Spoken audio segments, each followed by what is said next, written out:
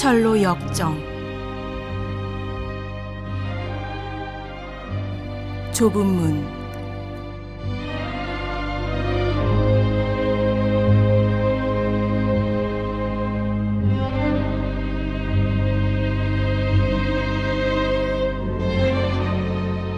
크리스천이 바른 길로 들어가기로 마음을 정하자 전도자는 그에게 입을 맞추고 무사히 여행하기를 빌어주었다. 크리스천은 길을 재촉했고 도중에 만나는 그 누구와도 말하지 않았다. 누가 말을 걸어와도 대꾸하지 않았다. 마치 금지된 땅을 걷는 것처럼 여행을 했다. 세상 현인의 꼬임에 넘어가 길을 벗어났던 지점으로 다시 접어들기 전까지 잠시도 마음을 놓지 않았다. 그리고 드디어 좁은 문에 다다랐다. 문 앞에는 이렇게 쓰여 있었다. 문을 두드리라. 그러면 너희에게 열릴 것이니. 이 문으로 들어오려는 자는 지체하지도 의심하지도 말고 문을 두드리십시오. 여기는 문을 두드리는 사람만 들어올 수 있습니다. 그래야만 당신을 사랑하시는 하나님이 죄를 사하여 주실 수 있기 때문입니다. 그는 두어 번 문을 두드리며 이렇게 말했다. 들어가도 되겠습니까? 안에 계신 분께서는 저를 불쌍히 여기시어 자격 없는 배반자를 위해 문을 열어주시겠습니까? 그렇게만 해주시면 높이 계신 하나님께 찬송을 드리겠습니다. 마침내 위험 있는 사람이 문에서 나왔다. 선의이라는 이름의 남자였다. 그는 밖에 있는 사람이 누구냐고 물었다. 또 어디서 왔고 왜 왔는지도 물었다. 저는 짐을 짊어진 불쌍한 죄인입니다. 멸망의 도시에서 왔는데 시온산으로 가서 임박한 진노를 피하려 합니다. 이 문을 통과해야 그곳으로 간다고 들었습니다. 저를 받아주실 수 있는지요? 물론이죠. 그는 이렇게 말하고 문을 활짝 열었다. 크리스천이 문 안으로 발을 디디려 하자 선인은 그를 안으로 확 잡아 끌었다. 크리스천이 놀라서 물었다. 왜 그러시죠? 선의가 말했다. 이 문에서 조금 떨어진 곳에 커다란 성이 있습니다. 성 주인인 바알세불은 이 문으로 들어오려는 자를 향해 부하들과 함께 화살을 쏘아댑니다. 운이 나쁘면 좁은 문 안으로 들어오기도 전에 죽을 수도 있죠. 크리스천이 말했다. 기쁘면서도 떨리는군요.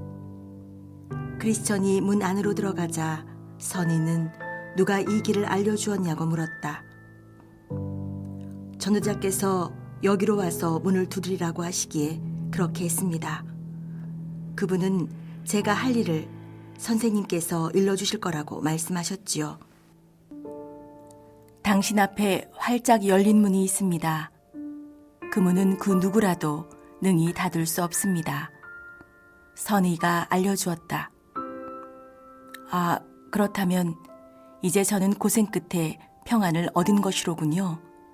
크리스천이 소리쳤다. 그러자 선의가 물었다. 어찌 혼자 오셨습니까? 저는 제게 닥친 위험을 보았지만 제 주변 사람들은 아무도 자신들에게 닥친 위험을 보지 못했으니까요. 당신이 여기 오는 걸 알고 있는 사람이 있었습니까? 네, 아내와 자식들이 제게 돌아오라고 소리쳤습니다. 이웃들도 소리를 지르며 돌아오라고 했죠. 하지만 전 귀를 손으로 틀어막고 여기까지 오게 되었습니다.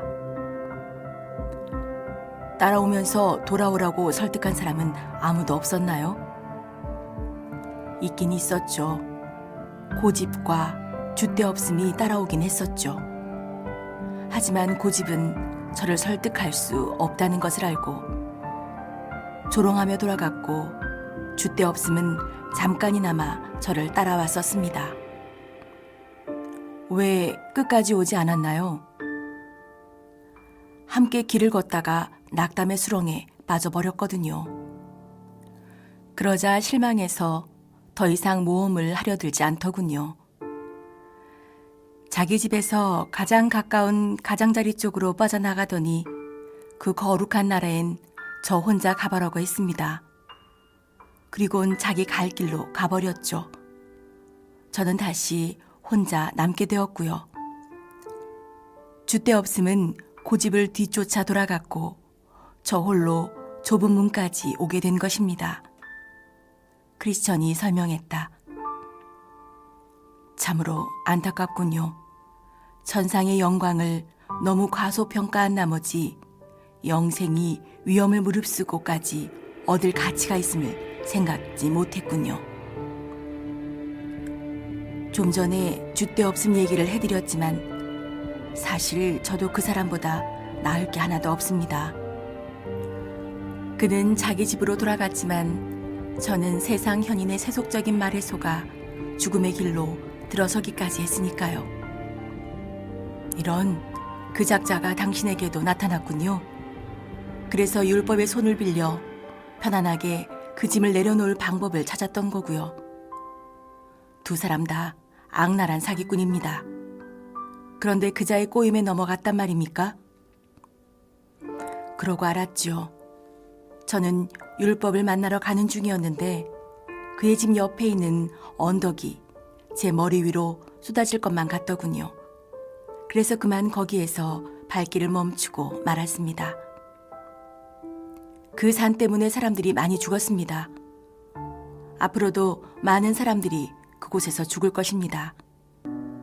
몸이 갈기갈기 찢기지 않고 그곳에서 빠져나와 다행이군요.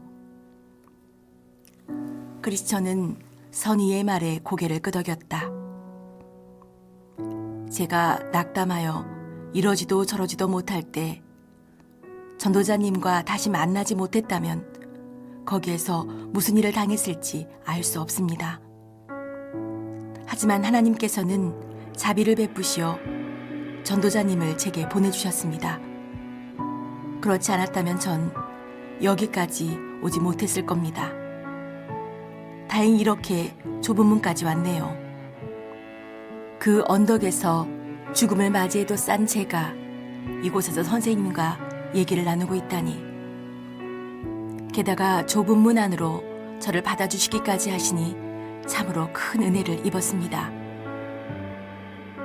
이곳에 오기 전까지 무슨 일을 했더라도 우리는 그 누구도 내치지 않습니다. 내게 오는 자는 내가 결코 내쫓지 아니하리라는 말씀처럼요. 그러니 착한 크리스천 씨, 나와 함께 조금만 가시지요. 내가 당신이 가야 할 길을 알려드리겠습니다. 저 앞을 보세요. 저 좁은 길이 보입니까? 바로 저 길로 가야 합니다. 저 길은 조상들과 선지자들, 예수님과 사도들이 만들어 놓은 아주 좋은 길이지요. 여기가 당신이 가야 할 길입니다. 하지만 혹시 처음 가는 사람들이 도중에 길을 잃어버릴 만한 모퉁이나 구불구불한 길이 나오지는 않나요? 물론 여러 갈래 길이 나올 것입니다. 굽은 길도 널찍한 길도 나올 겁니다.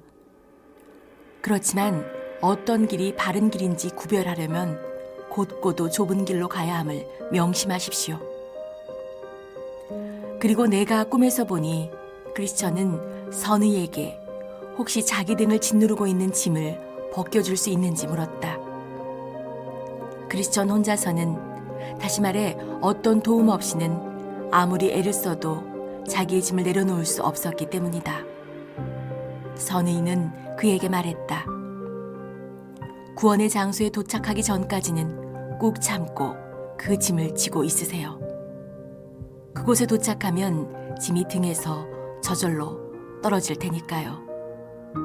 크리스천은 떠날 채비를 했다. 선의는 그에게 이 문에서 조금만 더 가면 해석자의 집에 도착할 것이며 그 집에 가서 문을 두드리면 해석자가 멋진 것을 보여줄 것이라고 알려주었다. 크리스천이 작별 인사를 하자 선의인은 여행을 잘 하라고 당부했다. 계속 길을 가던 크리스천은 마침내 해석자의 집에 도착했다. 크리스천은 문을 여러 번 두드렸다. 마침내 한 사람이 나와서 누구냐고 물었다. 선생님, 저는 순례자입니다. 이 집에 선하신 분을 잘 아는 사람의 소개로 도움을 청하러 왔습니다. 이 집 주인을 한번 만나 뵙고 싶군요.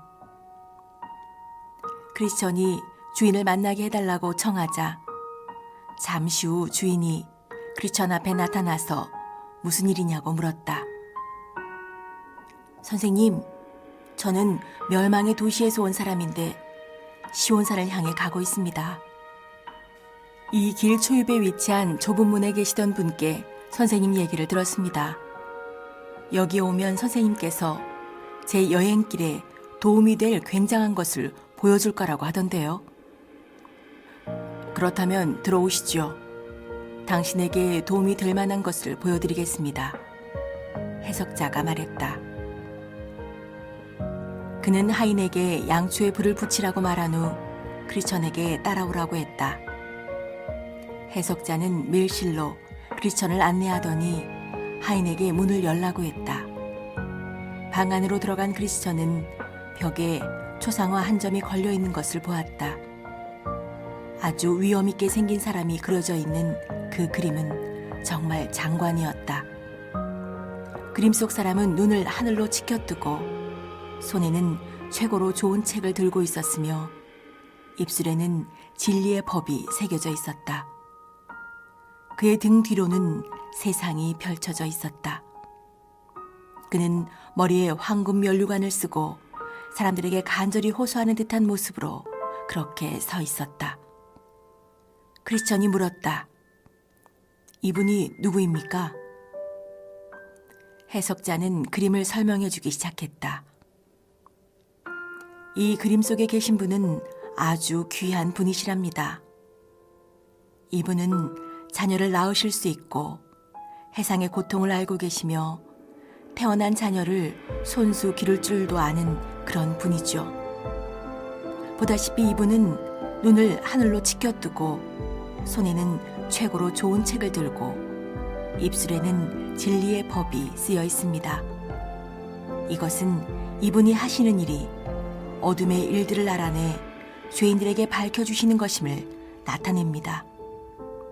그림을 보면 이분이 사람들에게 무언가 호소하는 듯하여 세상을 등지고 계신 듯하며 또 머리에 면류관을 쓰고 계십니다.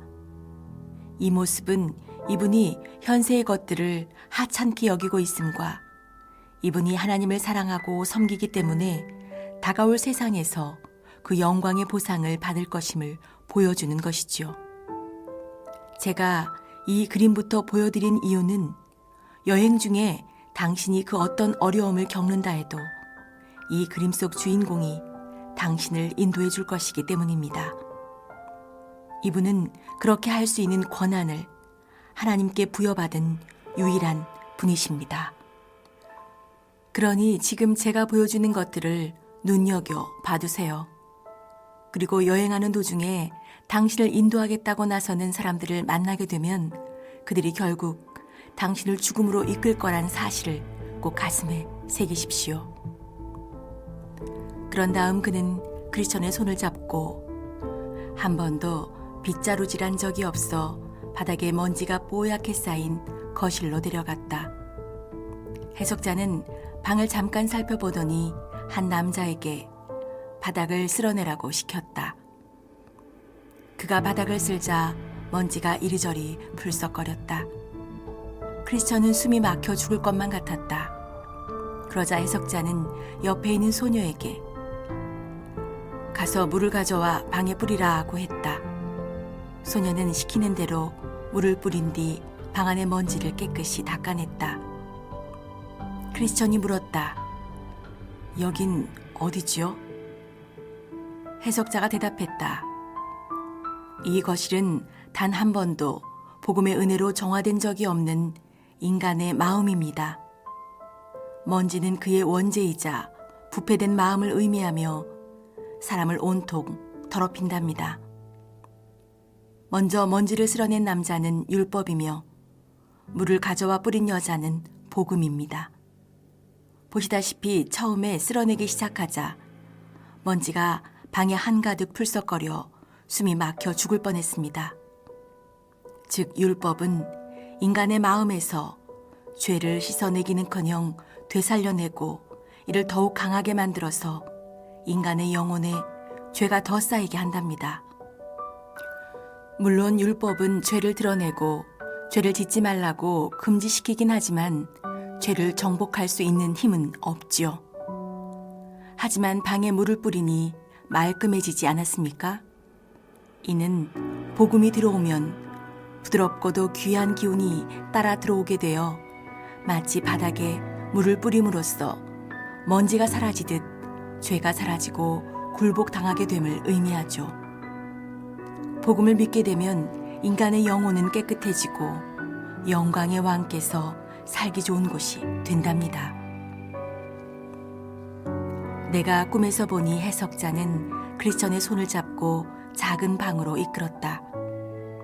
거기에는 각각 다른 의자에 앉아있는 두 소년이 있었다. 나이가 좀 더 많은 소년의 이름은 욕망, 다른 소년의 이름은 인내였다. 욕망은 뭔가 상당히 못마땅한 표정을 짓고 있었지만 인내는 매우 차분해 보였다. 크리스천이 물었다. 욕망은 뭐가 불만인가요? 해석자가 대답했다. 저 아이들의 아버지가 그에게 제일 좋은 것을 가지려면 내년 초까지 기다리라고 했는데 욕망은 지금 당장 갖고 싶어 하는 거고 인내는 기꺼이 참고 기다리고 있는 중이랍니다.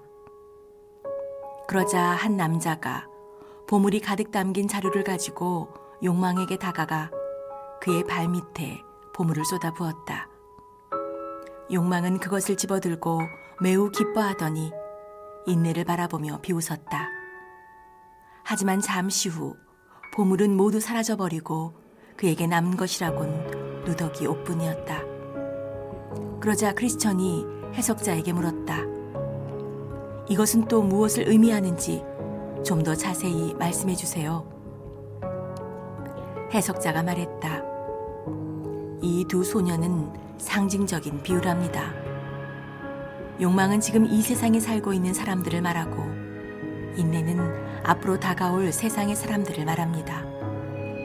욕망은 모든 것을 지금 당장 올해 안에 즉 이 세상에서 가지려 하죠.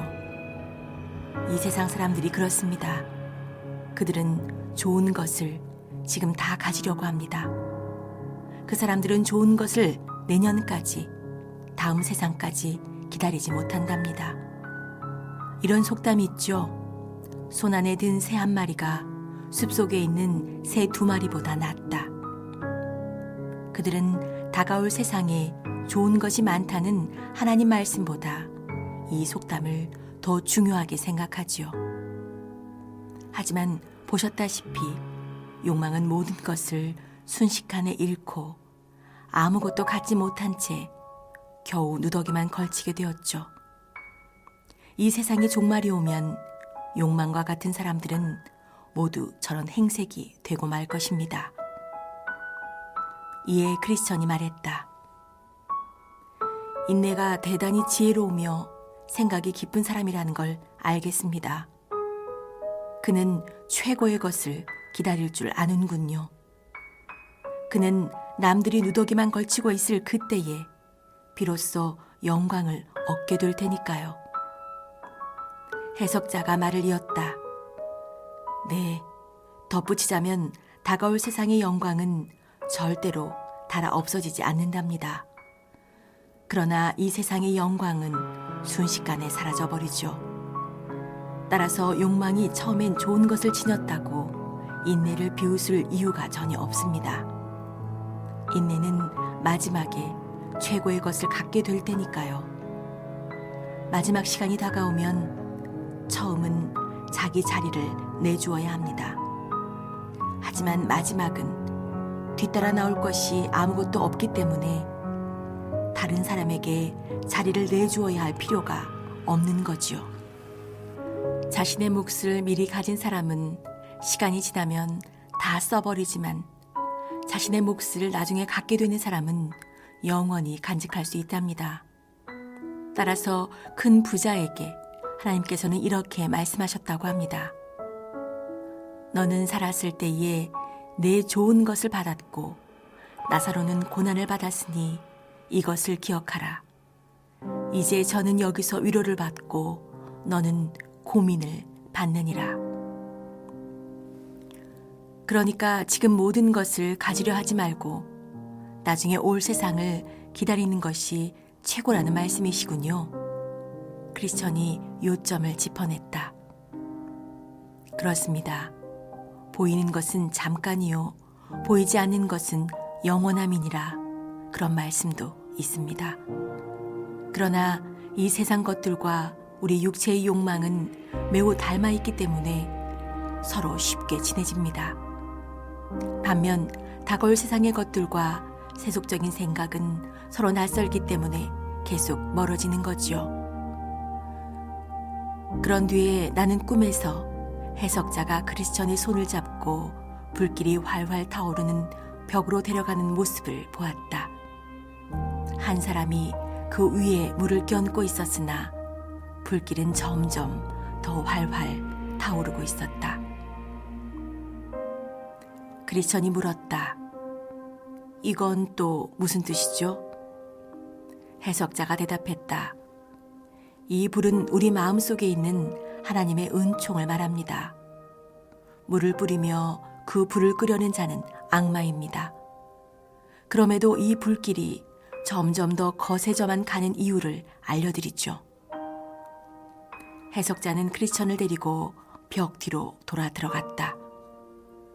거기에는 한 남자가 있었는데 손에 기름병을 들고 아무도 모르게 그 불 위로 기름을 조금씩 뿌리고 있었다. 저건 무슨 의미입니까? 저분이 바로 그리스도이십니다.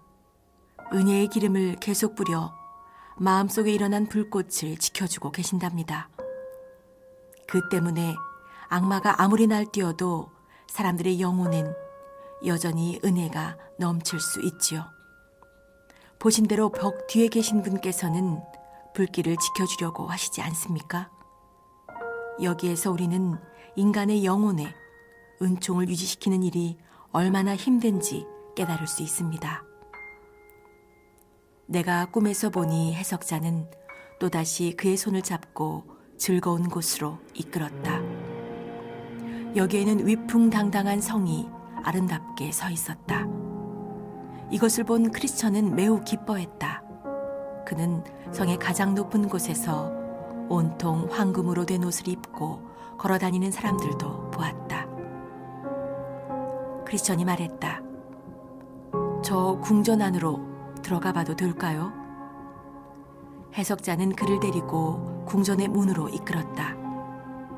문 앞에는 많은 사람들이 모여 있었다.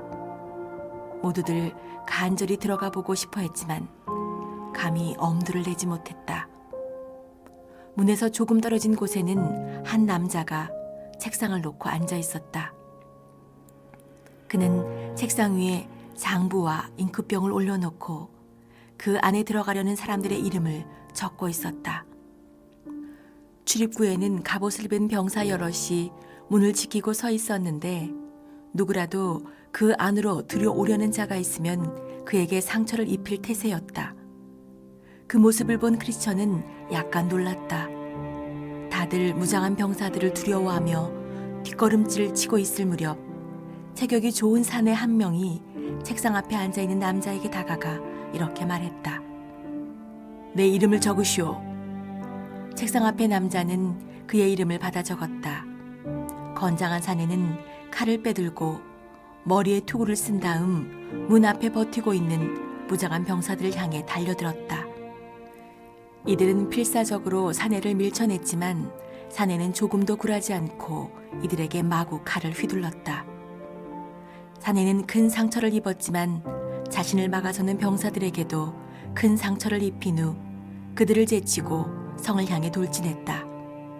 순간 성 안에서 아름다운 목소리가 울려 퍼졌다. 성 꼭대기에 있던 사람들의 소리였다. 들어보시오, 들어보시오. 영원한 영광을 얻게 될지니. 그는 성 안으로 들어가서 성 꼭대기에 있던 사람들처럼 황금 옷을 입게 되었다. 이 모습을 본 크리스천은 웃으며 말했다. 이게 무슨 뜻인지 잘 알겠습니다. 그럼 이제 저는 그만 길을 떠나야겠군요. 해석자가 말했다. 아직 보여드릴 것이 조금 더 남았으니 마저 보고 길을 떠나십시오. 그는 크리스천의 손을 잡고 어두운 방으로 안내했다. 그곳에는 한 남자가 철로 된 감옥에 갇혀 있었다. 이 남자는 매우 슬퍼 보였다. 그는 팔짱을 낀 채 땅만 보고 앉아 있었다. 그는 가슴이 찢어지는 듯 땅이 꺼져라 한숨을 내쉬었다. 크리스천이 물었다. 이건 무슨 뜻입니까?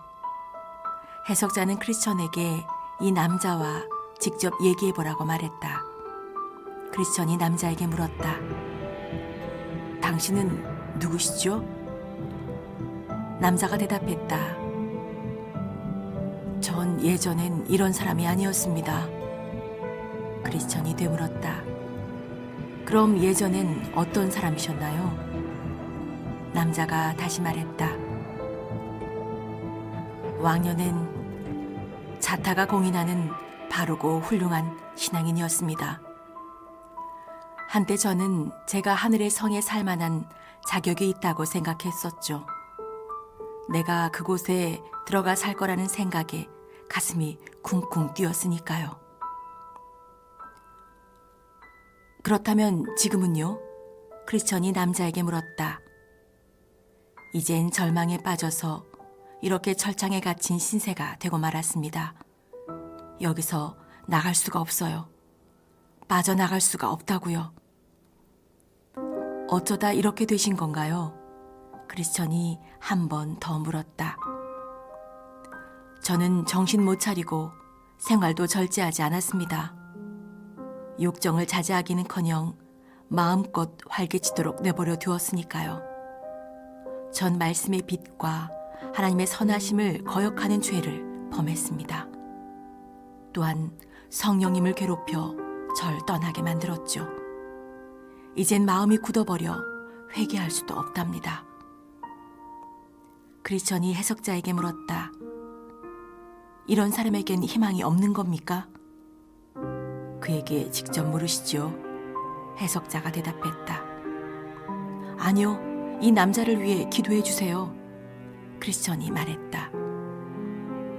그러자 해석자가 그 남자에게 물었다. 이렇게 절망에 빠져 철장에 갇혀만 있는데 그렇다면 당신은 희망이 전혀 없다고 생각하는 건가요? 전혀 없습니다. 남자가 대답했다. 하나님의 아드님은 인자하신 분인데도요? 전 예수님을 다시 십자가에 못 박은 놈입니다. 전 그분을 모독하고 그분의 의로우심도 멸시한 인간입니다. 또한 예수님의 보혈을 부정한 것이라 여기고 은혜의 성령도 모욕했죠. 제 스스로 모든 약속을 저버리고 나니 남은 것이라고는 참혹하기 그지없는 위협과 끔찍한 심판과 노여움뿐이더군요. 이로써 저는 주님의 원수처럼 파멸하고 말 것입니다. 해석자가 다시 물었다. 어쩌다 이 지경까지 되셨습니까? 이 세상의 욕정, 쾌락, 재물만 밝혔기 때문이죠. 전 이런 것에 푹 빠져 즐거움을 느꼈습니다. 하지만 이 모든 것들은 저를 갉아먹기 시작했죠. 마치 끔찍한 벌레들처럼 절 서걱서걱 파먹어버렸습니다. 그럼 지금이라도 회개하고 뉘우치면 안 될까요?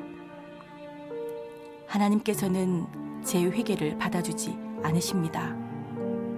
하나님의 말씀으로도 제가 신앙의 용기를 얻지 못하니까요.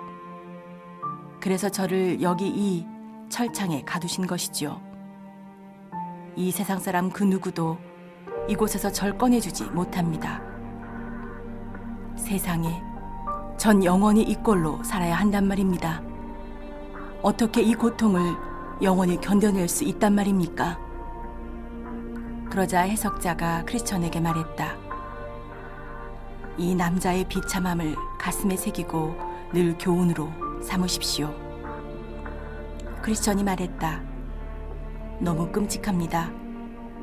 하나님께서 저를 도우사 제가 정신 차리고 똑바로 살도록 해주시고 제가 이 남자의 비참함의 근원을 막을 수 있게 기도를 하도록 해주십시오. 선생님, 이제 떠나야 할 시간인 것 같네요. 하나 더 보여줄 것이 있으니 조금만 더 있다 가십시오. 그런 다음에 길을 떠나시지요. 해석자는 다시 크리스천의 손을 잡고 잠에서 막 깨어난 사람이 있는 방으로 데려갔다. 그는 옷을 주섬주섬 입으며 온몸을 바들바들 떨고 있었다. 크리스천이 물었다. 이 남자는 왜 이리 떨고 있습니까? 해석자는 그 남자에게 왜 그러고 있는지 크리스천에게 직접 말해주라고 했다. 그는 이렇게 말했다. 잠을 자다가 꿈을 꾸었는데 하늘이 칠흑처럼 어두워지면서 천둥과 번개가 휘몰아치기 시작하더군요. 전 너무나 고통스러웠죠. 꿈에 고개를 들어 하늘을 보니 구름의 움직임이 심상치 않았으니까요. 그러더니만 우렁찬 나팔 소리가 울려 퍼지면서 수천 명의 천사를 거느린 어떤 분께서 구름 위에 앉아 계시지 뭡니까? 사람들은 불길에 휩싸여 있었고 하늘도 온통 불바다였습니다. 그때 목소리가 들려왔습니다. 일어나라, 너희는 죽었으니 심판을 받으라. 이 말소리에 바위가 부서지고 무덤이 갈라지면서 그 속에서 죽은 자들이 걸어 나왔습니다. 몇몇은 기쁨에 젖어 하늘을 올려다보았고 또 몇몇은 몸을 숨길 곳을 찾아 산 밑으로 헤맸지요. 구름 위에 앉아있던 분은 책을 열어 온 세상 사람들을 불러 모으셨습니다. 하지만 활활 타오르는 불길 때문에 그분과 사람들 사이는 상당히 벌어져 있었습니다. 그 간격은 마치 심판관과 철창에 갇힌 죄수의 사이만큼 떨어져 있는 것 같더군요. 구름 위에 앉으신 분이 사람들에게 이렇게 소리치셨습니다. 알곡은 모아 곳간에 들이고 쭉정이는 꺼지지 않는 불에 태우리라. 이 말이 끝나자마자 제가 서 있던 바로 그곳이 뻥 뚫리며 그 깊이를 헤아릴 수 없는 커다란 구멍이 생기지 뭡니까? 그 구멍에서는 섬뜩한 소리와 함께 자욱한 연기와 화염이 솟구쳐 올랐습니다. 그분께서 다시 말씀하셨습니다. 알곡은 모아 곳간에 들여라.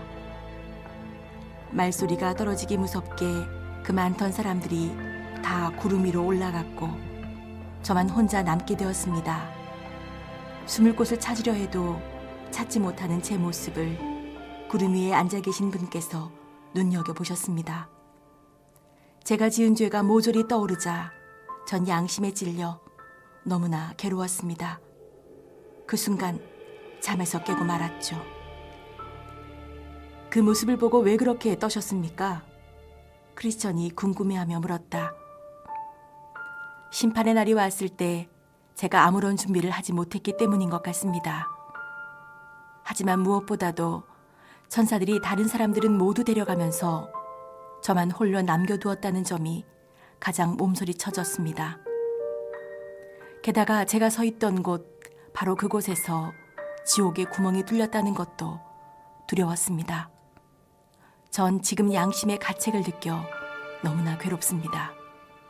심판하시는 분께서는 근엄한 모습으로 늘 저를 지켜보고 계셨으니까요. 그러자 해석자가 크리스천에게 말했다. 이 모든 것들의 의미를 아시겠지요? 물론입니다. 희망과 두려움이 한꺼번에 몰려오는데요. 이 모든 교훈을 가슴 깊이 꼭 새기십시오. 당신이 꼭 가야 할 길을 걷는데 자극제가 되어줄 테니까요. 해석자가 충고했다. 크리스천은 온 매무새를 가다듬은 다음 다시 여행을 떠났다. 해석자가 말했다. 위로자께서 하늘의 성으로 가는 길에서 늘 당신을 인도해 주실 것입니다. 크리스천은 길을 가며 이렇게 말했다.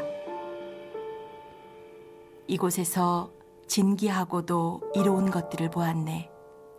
즐거운 것과 끔찍한 것을 보니 굳은 결심으로 이제 길을 떠나야겠네. 그들이 내게 보여준 모습을 곰곰이 새기고 그 이유를 마음속에서 깨달아야겠네. 오 선하신 해석자여, 그대에게 감사를.